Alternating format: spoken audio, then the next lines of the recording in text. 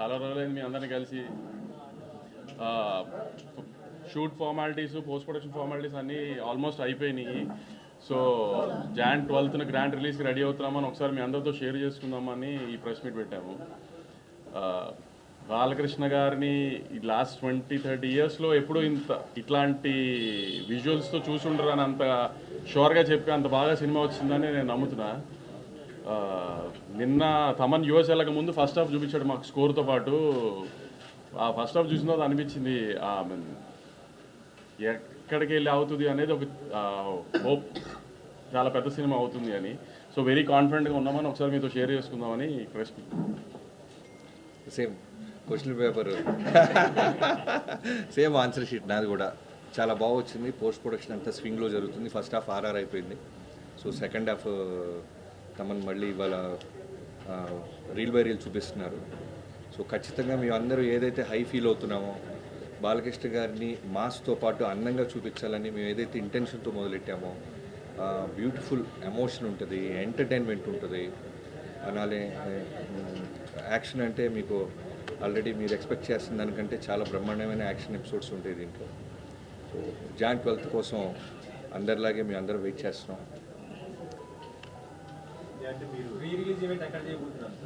ఆంధ్రాలో అంటే actually 3 events plan చేసాము. ఒకటి ఫస్ట్ Jan 2 ట్రైలర్ అనుకుంటున్నాం హైదరాబాద్లో. Jan 4th యూఎస్ టైమింగ్స్లో యూఎస్లో ప్రీ రిలీజ్ ఈవెంట్ చేసి అక్కడ ఒక సాంగ్ లాంచ్ చేద్దామని. తర్వాత Jan 8th ఆంధ్రాలో ప్రీ రిలీజ్ ఈవెంట్. అంటే ఆంధ్రాలో అంటే మోస్ట్లీ విజయవాడ కానీ మంగళగిరి కానీ.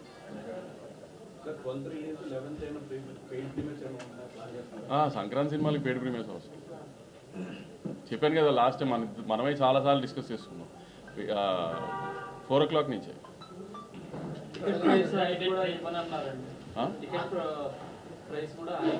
FTC చైర్మన్ గారు అమెరికాలో ఉన్నారు. ఆయన దిగిన తర్వాత ముందు ఆయన సినిమా ఉంది, ఆయన ఏం తేలుస్తారో తర్వాత సినిమా.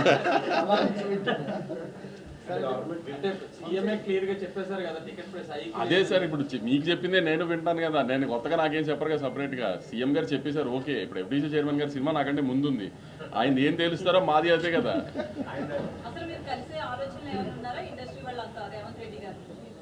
మ్యామ్ అదే అంటున్నాను కదా మ్యామ్. దిల్ రాజు గారు హైదరాబాద్ వచ్చిన తర్వాత ఒకసారి అందరం కలిసి డిసైడ్ చేసి దెన్ ఎలా విల్ టేక్ ఇట్ ఫార్వర్డ్ అనేది చూడాలి. ఇంకా నేను నా కాంబినేషన్ కాదు, నేను ఆయనతో పని చేయాలన్నది ఎప్పటి నుంచో నేను వెయిట్ చేస్తున్నా. నేను నాతో కాంబినేషన్ ఏంటి, నేను హీరోయిన్ ఏంటి, కానీ నేను ఎప్పటి నుంచో ఆయనతో ఇండస్ట్రీకి వచ్చినప్పటి నుంచి ఇప్పుడు బాలకృష్ణ గారితో పనిచేయాలని అందరికీ ఉంటుంది కదా. చాలా ఎక్కువ ఉండింది. సో నేను అదైతే నేను ప్రౌడ్గా చాలా చెప్పుకోగలిగింది ఏంటంటే, ఇప్పుడు నేను సినిమాలు చూడటం మొదలుపెట్టిన లాస్ట్ 25-30 years నుంచి కూడా బాలకృష్ణ గారిని నేను చూపించినట్టుగా ఎవరు చూపించలేదు. అంత కాన్ఫిడెంట్గా చెప్పగలుగుతాను నేను. నా సినిమాలో ఇవాళ ఉన్న విజువల్స్, ఇప్పుడు మా సినిమాలో ఉన్న విజువల్స్ లాస్ట్ 20-25 yearsలో ఎప్పుడు బాలకృష్ణ గారి సినిమాలో విజువల్స్ అలా లేవు.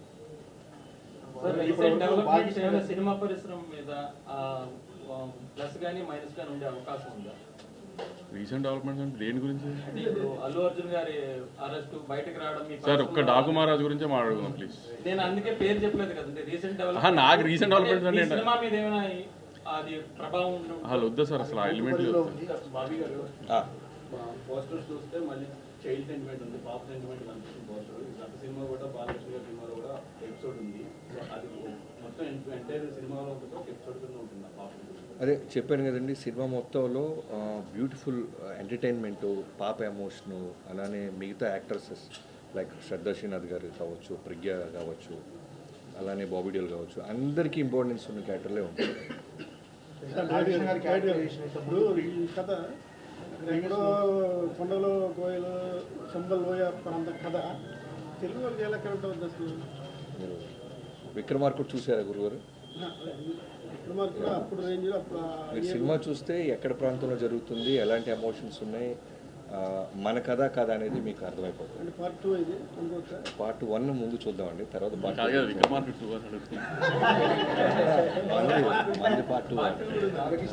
నేను పార్ట్ 2 ఉందా? బాలకృష్ణ గారి క్యారెక్టరైజేషన్ ఇప్పుడు చాలా హై చూస్ చేశారు ఆల్రెడీ. ఇంకా అంటే ఆ క్యారెక్టరైజేషన్ ఎంత ఈ సినిమాలో ఎంత హైగా ఉంటుంది, ఫ్యాన్స్ కానీ ఎలా ఉండబోతుంది? అదే సంక్రాంతి పండుగలా ఉంటుందండి బాలకృష్ణ గారి క్యారెక్టర్. బాలకృష్ణ గారు ఒక ప్రజాప్రతినిధి కదా, ఎమ్మెల్యే గారు కదా, అంటే సినిమాలో ఆయన క్యారెక్టర్ ఎలా ఉంటుంది, మరి వైలెంట్గా చూపిస్తే అది కొంచెం క్రిటిసైజ్ చేసే అవకాశం ఉంది కదా, ఒక ప్రజాప్రతినిధిగా ఉంటూ జనాలకు ఏమి ఇప్పుడు ఆయన ప్రజాప్రతినిధిగా ఉన్నప్పుడు ఏదైనా సమస్య వస్తే వైలెంట్గా రియాక్షన్ అవ్వాల్సి వస్తే అవ్వాలా లేదా? సో ఆయన అక్కడ ఎమ్మెల్యేగా నిజంగా సమస్య వస్తే రియాక్ట్ అయితే ఎలా ఉంటుంది, ఈ కథలో కూడా ఏదైనా సమస్య వస్తే నిజాయితీగా పోరాడతారు ఆయన. అదేవిధంగా బాబీ గారు, what is the top priority choosing Bobby Deol?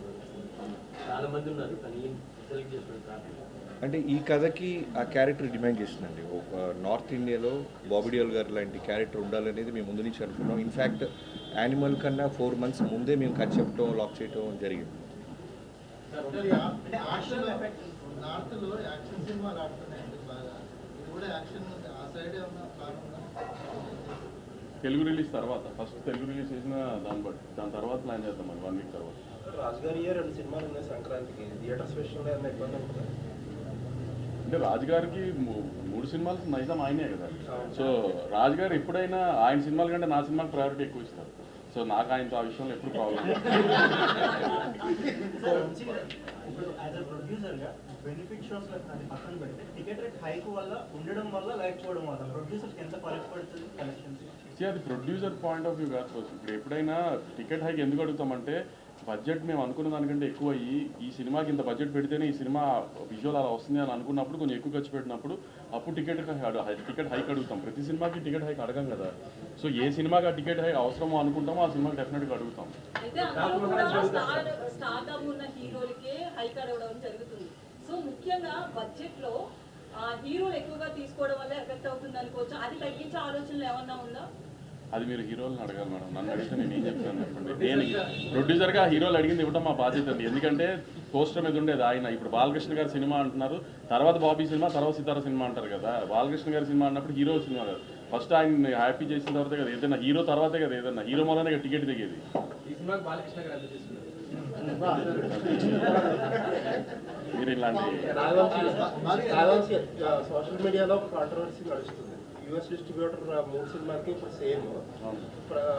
మీ 2 సినిమాలది ఓపెనింగ్ స్టార్ట్ అయిపోయినాయి already. Game changer and Daaku Maharaaj అన్అఫిషియల్గా ఓపెన్ చేశారు. బాకు మహారాజ్ కొన్ని ఎక్స్ట్రీ స్క్రీన్స్ మేము ఇంకా అఫీషియల్గా ఓపెన్ చేయలేదు. ఏంటి డిస్ట్రిబ్యూటర్ మీద కొంతమంది ఏంటంటే మెగా ఫ్యాన్స్ పర్టికులర్గా గేమ్ చేంజర్ కంటే కూడా డాకు మహారాజ్ ప్రయారిటైజ్ చేస్తున్నారు, కొన్ని ఎక్స్ట్రీ స్క్రీన్స్ కానీ ఇంకోటి కానీ అని చెప్పి అంటున్నారు. అదేం లేదండి. ఎందుకంటే ఇప్పుడు డిస్ట్రిబ్యూటర్కి తను ఏ సినిమా ఎంత పెట్టుకున్నాడో తనకి తప్పితే ఎవరికి తెలియదు. సో దేన్ని ప్రయారిటైజ్ చేసుకుని దేనికి ఎలా చేసుకోవాలో తన ప్లానింగ్ తనకు ఉంటుంది కదా. ఫ్యాన్స్కి వాళ్ళకు ఉండే ఎక్సైట్మెంట్ వాళ్ళకు ఉంటుంది. కొంచెం ఇంకా ఇది ఓపెనింగ్ ఇది ఏదంటే స్లోగా ప్రాసెస్ చేసుకుని అన్ని స్క్రీన్స్ ఓపెన్ అవుతాయి. గేమ్ చేంజర్ 10th హ్యూజ్ రిలీజ్తో ఓపెన్ అవుతుంది, హ్యూజ్ నెంబర్స్తో ఓపెన్ అవుతుంది. దాని తర్వాత మా సినిమా, దాని తర్వాత వెంకటేష్ గారి సినిమా అన్నీ అలానే ఓపెన్ అవుతాయి. ఏం ప్రాబ్లం ఉండదు, అన్ని ఈక్వల్ స్క్రీన్స్ వస్తాయి. అదే ఆర్డర్ ఫస్ట్ గేమ్ చేంజర్, తర్వాత మీ సినిమా, తర్వాత వెంకటేష్. నేను రిలీజ్ ఆర్డర్ చెప్పానండి. బాబీ గారు చిరంజీవి గారితో చేశారు, ఇప్పుడు బాలకృష్ణ గారితో చేశారు. ఇద్దరిలో ఏం గమనించారు? ఏం లేదు, ఇద్దరు సీనియర్ యాక్టర్స్ అండి. వెల్ డిసిప్లైన్, వాళ్ళ దగ్గర నేర్చుకోవాల్సిన డిసిప్లైన్ ప్లస్ ఫోకస్ చేయటం, చేసే వృత్తి పట్ల 2 ఈక్వల్ కామన్ పాయింట్స్ ఉంటాయి. వింటేజ్ అనే దాన్ని మీరు ఎక్కువగా ప్రజెంట్ చేశారు. అప్పుడు అవును. కూడా బాలయ్య గారిని వింటేజ్ యా అంటే ఇది మీకు అంటే క్రియేట్ చేస్తారా ఎట్లా? అంటే నేను కానీ వంశీ గారు కానీ చిరంజీవి గారి సినిమాలు, బాలకృష్ణ గారి సినిమాలు చూసి పెరిగాం. సో మాకు ఎలా ఉంటుందంటే వాళ్ళతో వర్క్ చేసేటప్పుడు మేము ఏదైతే హై ఫీల్ అయ్యామో అవన్నీ మళ్ళీ రీకలెక్ట్ చేయాలని ఉంటుంది. సో ఆ బాలకృష్ణ గారు, ఆ చిరంజీవి గారు మా మైండ్లో ఉంటారు. సో దానికోసం మేము ఏ ఎఫర్ట్ పెట్టినా సరే అవి మిస్ అవ్వం.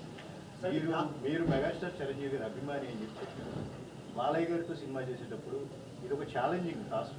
అంటే అంతకంటే బాగా తీయకపోతే తేడాలు వస్తాయని చెప్పేసి సో దాన్ని మైండ్లో పెట్టుకోవడం జరిగింది. అంతకంటే బాగా తీశారండి. నేను మీకు చెప్పేస్తున్నా, అంటే చిరంజీవి గారి ఫ్యాన్స్ నన్ను తిట్టుకున్నా అంతకంటే బాగా తీశారు. ఇప్పుడు ఆయన నిజంగా చిరంజీవి గారి ఫ్యాన్ అయినా నేను బాలకృష్ణ గారి ఫ్యాన్గా నేను చెప్తున్నాను, ఆయన అంతకంటే చాలా బాగా తీశారు. మీరు విజువల్స్ చూస్తే మీకు అర్థమవుతాయి జాయింట్ వాళ్ళు. సార్ డాకు మహారాజ్ అంటే చంబల్లో వస్తుంది.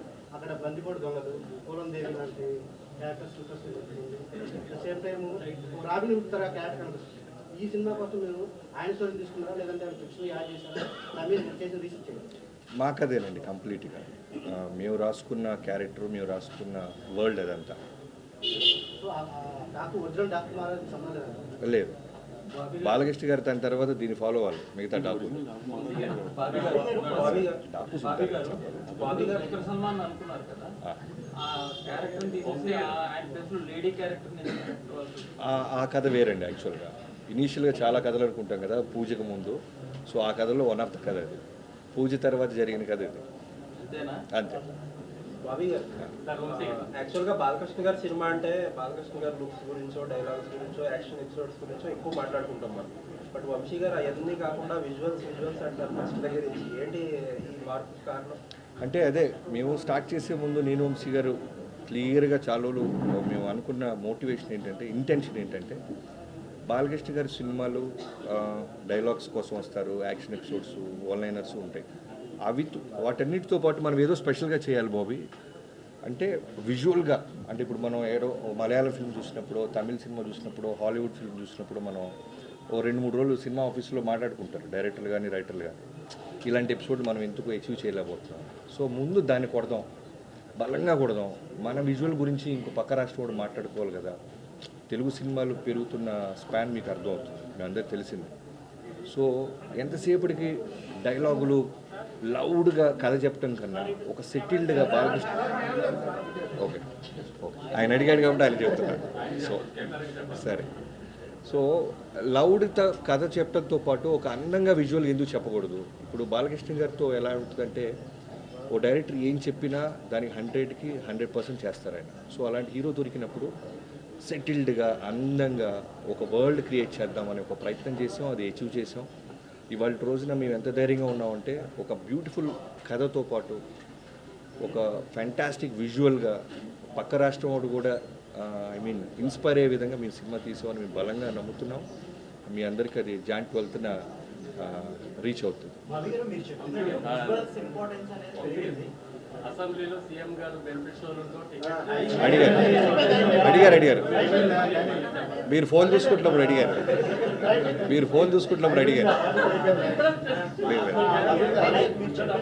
విజువల్స్ ఇంపార్టెన్స్ అనేది ఇప్పుడు పెరిగిపోయింది. ఇప్పుడు యాక్షన్ ఎపిసోడ్స్ అనేది థియేటర్లో సెలబ్రేషన్ అయిపోతుంది. మనం ప్రీవియస్ ఈ సినిమాలో ఇంతకుముందు యాక్షన్ ఎపిసోడ్స్ చాలా హెవీగా ఉంటుంది. అప్పటితో పోలిస్తే ఇప్పుడు ఇంకొంచెం పెరిగింది స్పాన్ అని చెప్పారు. మీరు తీసుకున్న జాగ్రత్తలు అంటే ఇప్పుడు ద ఫైట్ మాస్టర్స్ వెంకట్ మాస్టర్ని సోలో ఒక మాస్టర్తోనే వెళ్ళాం. సో మీరు అన్నట్టు నా ప్రీవియస్ సినిమాలో యాక్షన్కి ఎంత పేరు వచ్చిందో, ఈ సినిమాలో మొన్న నాని గారు ఎక్కడో ఫంక్షన్లో చెప్పినట్టు మొత్తం పోతారు అన్నట్టు ఉంటుంది. తమన్ బాలష్లో చెప్పాలంటే థియేటర్లో స్పీకర్లు బ్లాస్ట్ అవుతాయి, ఆ విధంగా ఉంటుంది. నెవర్ ఎవర్ అలా ఉంటుంది. చిరంజీవి గారితో సినిమా చేయడం కథలు కానీ బాలకృష్ణ గారి దగ్గరికి వచ్చేసరికి ఒక ఫోర్స్డ్ ఇంటెన్సిటీకి బాలయ్య గారి ఫ్యాన్స్ బాగా అలవాటు పడ్డారు. డైలాగ్ ఎమోషన్ పంచెస్ కానివ్వండి కూడా. ఇదేమో చెప్పేది చాలా బ్యూటిఫుల్గా కథ అన్నట్టుగా మీరు మాట్లాడుతున్నారు. వాటన్నిటితో పాటు అన్న మీరు అండర్లైన్ చేసుకోవాలి, బాలకృష్ణ గారిలో కావాల్సిన ఎమోషను, ఇంటెన్సిటీ, డైలాగ్స్ అన్నిటితో పాటు మిగతా జాగ్రత్తలు, మిగతా హోంవర్క్ ఎఫర్ట్స్ ఎక్కువ పెట్టాం.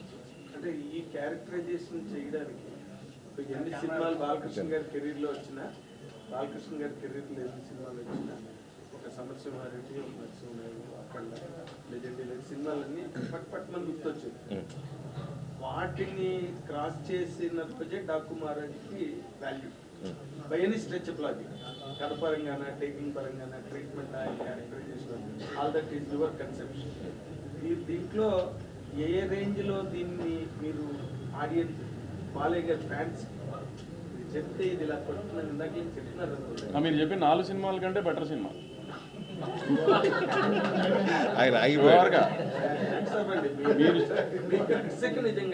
సినిమా నేను చూసుకున్నా కదా, గట్స్ ఏంది నాకు తెలుసు కదా.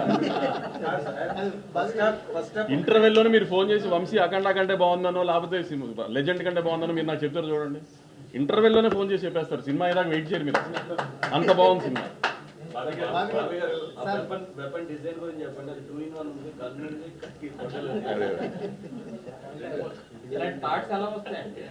మరి డబ్బులు ఎందుకు ఇస్తారండి బాబు? వాటికే కదా వీళ్ళు డబ్బులు తీసుకునేది. నుంచి పాపం ఆ అమ్మాయి బాబీ గారు అంటుంది, మీరు ఓవర్ యాక్ట్ చేస్తారు. అడిగమ్మా. బాలకృష్ణ గారిని బోయపాటి గారు ఎలివేషన్ ఇచ్చినట్టు ఇంకా నాకు ఎవరు అంత బాగా ఇవ్వరు. బట్ ఈ సినిమాలో చూస్తే హార్స్ రైడింగ్ అవన్నీ ఎక్కువగా ఉన్నట్టుంది. బాలకృష్ణ గారిని ఏమైనా ఇబ్బంది పెట్టారు, ఎక్కువ యాక్షన్ సీక్వెన్సెస్? అంటే మీరు అన్నట్టు జాన్ 13th మీరు ఎలివేషన్స్ ఏ రకంగా ఉన్నాయో నా నెంబర్ తీసుకొని ఖచ్చితంగా నాకు ఒకసారి నువ్వు అప్రిషియేట్ చేస్తావని నమ్మకంగా ఉందమ్మా. తర్వాత బాలకృష్ణ గారిది ఎలా ఉంటుందంటే ఆయన్ని ఇబ్బంది పెడతాం అనేది నేనే కాదు ఏ డైరెక్టర్ చేయలేడు. ఎందుకంటే పొద్దున్న 7 o'clock వచ్చి అర్ధరాత్రి మనం వెళ్ళమనేదాకా వెళ్ళరు. ఆయన గుర్రం ఎక్కమన్నా, కొండ ఎక్కమన్నా, రాళ్ల నుంచి దూకమన్నా చేస్తారు. డైరెక్టర్ చెప్తే కథ డిమాండ్ చేస్తే ఏమైనా చేస్తారు. ఎక్కడా కూడా మీకు యాక్షన్ సీక్వెన్స్ జరుగుతున్నప్పుడు ఏదైనా దెబ్బ తగిలినా సరే పక్క వ్యక్తి కూడా తెలియని మళ్ళీ టేక్ ముందు అలానే నిలబడతారు. సో ఎప్పుడు మాకు ఆ ఫీల్ ఆయన బాధపడుతున్న సంగతి మా దాకా రీచ్ అవుతుంది. అంత హానెస్ట్గా, అంత అగ్రెసివ్గా టువర్డ్స్ వర్క్ ఉంటారు. మీకు స్కేరీ అనిపించిందా? ఆయన బాడీ డబుల్ జనరల్గా యూజ్ చేయడు కదా, 60 years కదండి. అవును, కొంచెం స్కేరీ అంటే బాడీ డబుల్ అంటే కొడతాడేమని స్కేరీనెస్ వచ్చింది. బాడీ డబుల్ డూపుని కనపడనీయకూడదు ఆయనకి, డూప్ ఉండకూడదు. అన్నీ నుంచి ఇప్పుడు ఒక హీరో వయసు తీసి పక్కన పెడితే మా దాంట్లో ఛాలెంజ్ ఏంటి, గుర్రం నడపాలి సాలిడ్గా. అంటే మిగతా ప్యారల్ రైడర్స్తో పాటు ఆయన ముందు అన్నిలో ఉండాలి, ముందు లీడ్ చేయాలి. సో ఆయన గుర్రం రాకపోతే మేము డూపుని తీసుకొచ్చి ఆయన ముందే చేయొచ్చు. ఆయనే గుర్రం ఎక్కేస్తున్నాడు, ఆయనే మెట్లు ఎక్కేస్తున్నాడు, ఆయనే దూకేస్తున్నాడు. ఇవన్నీ ఉన్నప్పుడు డూపుని తీసుకొస్తే ముందు అప్పుడు స్కేరీనెస్ మాకు చూపించేవాడు ఏమైనా. సార్ పర్టికులర్గా సాంగ్స్ని ఎక్స్పెక్ట్ చేస్తున్నాం, సంక్రాంతి ముందు ఒక మాస్ బీట్ సాంగ్స్ని ఎక్స్పెక్ట్ చేస్తున్నాం. మనకి కంటెంట్ వైపు చూస్తుంటే పోస్టర్లో ఏదో రకంగా అనిపిస్తుంది. సాంగ్స్ ఎంతవరకు ఎక్స్పెక్ట్ చేయొచ్చు? నీకు బాగా నచ్చే ఉరోషి రౌతాలతో మంచి మాస్ సాంగ్ ఇవాళ ఫ్యామిలీ సాంగ్ ఒకటి కాదు. మేము ఫస్ట్ ఒక మాస్ విజువల్ చూపించాం, తర్వాత ఒక ఫ్యామిలీ విజువల్ చూపిస్తున్నాం, తర్వాత ఎంటర్టైన్మెంట్ చూపిస్తాం. అలానే మీరు ఎక్స్పెక్ట్ చేస్తున్న మీకు నచ్చిన ఓరోసి రౌతలు అంటారు వచ్చి గారు, ఆ అమ్మాయితో ఒక ఎక్స్ట్రాడినరీ థియేటర్ దద్దరిల్లిపోయి ఒక మాస్ సాంగ్ ఉంటుంది. హ్యాపీ అని అడుగుతున్నారు. సాధారణంగా బాలకృష్ణ సినిమాలో ఊహించిన సర్ప్రైజ్ చాలా ఉంటాయి. సింగిల్ రోడ్ అనుకుంటాం పోస్టర్లో, తీరా చూస్తే స్క్రీన్ మీద డబుల్ రోడ్ కనబడుతుంది. సింగిల్ రోడ్ డబుల్ రోడ్ అది మీరు టికెట్ కొన్న తర్వాత తెలుసుద్దండి. భలే అడుగుతున్నారు మీరు, ఎలా చెప్తాం? అంటే డబుల్ రోల్ అయితే 2 టికెట్లు కొనుక్కున్నారు. బలవంత్ కేసరిలో లాస్ట్ ఫైట్ అప్పుడు బాలకృష్ణ గారు గ్యాస్ ఫైట్ చేశారు. గ్యాస్ దీంతో ఎలాంటి వెపన్స్ ఇందాక అడిగారు కదండి, ఆ వెపన్ ఏంటండి అలా ఉందంటే దానికే డబ్బులు ఇస్తారు. అదే ఏ యాక్షన్ సీక్వెన్స్కి ఎలాంటి ఆయుధం వాడాలో యాక్చువల్లీ బాలకృష్ణ గారే ఒక పెద్ద ఆయుధం. ఊరికి అడ్జస్ట్మెంట్కి ఇస్తుంటాం తప్ప డైరెక్ట్గా ఫేస్ టు ఫేస్ వచ్చి నిలబడి డైలాగ్ చెప్పిన ముందుకు లెన్స్ ముందుకు వచ్చినా ఉన్న బ్యాక్ సైడ్ షాట్ పెడితే 10 మంది వెనక్కి వెళ్ళాల్సిందే. చిన్న క్వశ్చన్, మీరు గ్లిమ్స్ రిలీజ్ చేసిన తర్వాత కథ ఏంటో కూడా చెప్పారు అందులో. ఆ తర్వాత అక్కడ ఆ ప్రాంతంలో ఉన్న ఒక డాగు మహారాజు లాంటి వ్యక్తి జీవిత చరిత్రని వాళ్ళ వారసులు ఆరతి బట్టి సమాధి విగ్రహం దగ్గర పూజలు చేస్తే ఒక వీడియో బయటకు వచ్చింది. మీరు ఇందాకేదో కల్పిస్తూ ఉన్నారు మరి అక్కడ. అదే నేను కూడా మా టీజర్ వచ్చిన తర్వాత నిజంగా అక్కడ చాలామంది డాకులు ఉన్నారు. ఒక ఇంటి కథ కాదు అది. డాకు అంటే మనం తెలిసిన రాబిన్ హుడ్ లాగా అనే క్యారెక్టర్ నుంచి ఇన్స్పైర్ అయి తీసుకున్నాం తప్ప ఒక కుటుంబం అక్కడ ఉన్న ఒక వ్యక్తి కథ అయితే కాదు. మీతో పాటు అదే అది ఎప్పుడో చేసుకున్నారండి పండగ, మన వాళ్ళు ఇప్పుడు దాన్ని కనెక్ట్ చేసుకుంటారు. పీరియాడిక్ కాదండి, ఒక 90s బ్యాక్డ్రాప్. మరి ఏజ్ ఇందాకే చెప్పే కదండి మీరు, అదే మీరు అడిగిన వాటికి సమాధానం చెప్పాను. కానీ ఇప్పుడు ఆయన కెరీర్లో ఒక లెజెండ్, ఒక అఖండ గురించి ఎలా చెప్పుకుంటున్నారో అంతకు మించి దీని గురించి చెప్పుకుంటారు. ఆయనకి ఒక లైబ్రరీ సినిమా ఇస్తున్నాం డెఫినెట్గా. ఫ్యాన్ షోస్ కానీ బర్త్డే షోస్ కానీ ఫ్యాన్స్ చాలా వీరంగా అయిపోతుంది. స్క్రీన్ తగలటడం, తర్వాత చైర్లు కుర్చీలు అన్ని అనుకోని సంఘటనలు కానీ.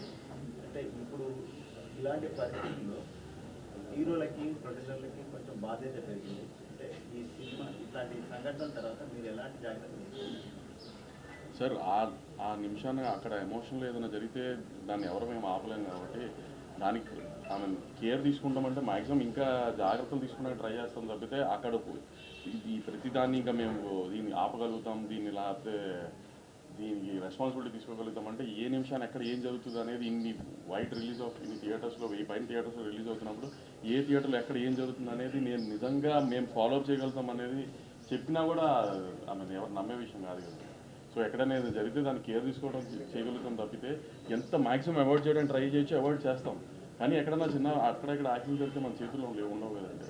ఇప్పుడు గవర్నమెంట్ చాలా సీరియస్గా ఉంది.